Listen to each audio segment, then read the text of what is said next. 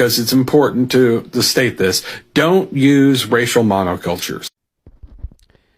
Okay, throwing my 2 cents into this with racial monocultures. Frankly, yeah, they're stupid.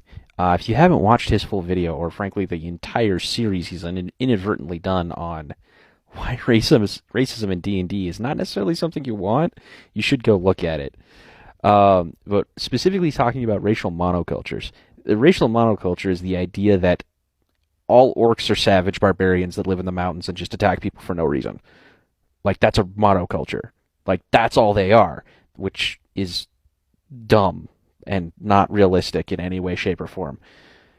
Why would orcs that live on the northern part of your continent be the same as orcs that live on the southern part of your continent? They wouldn't be. They're two distinctly different cultures.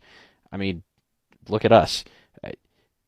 Use the simple fact of take an American and compare them to Canadian. We're not the same thing.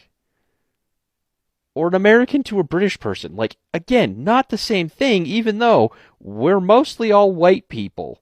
That is a horrible generalization. You should not quote me on that. But you take 3 white people from 3 different countries and go, oh, you're all part of the same culture. No, we're not. Same thing if you did that with an African American and somebody from Africa. They may look the same, but they're not the same. It's just different cultures. You should have different cultures in your games. Your orcs in the north can be savage barbarians. That's fine. Make the southern orcs Greco-Romans.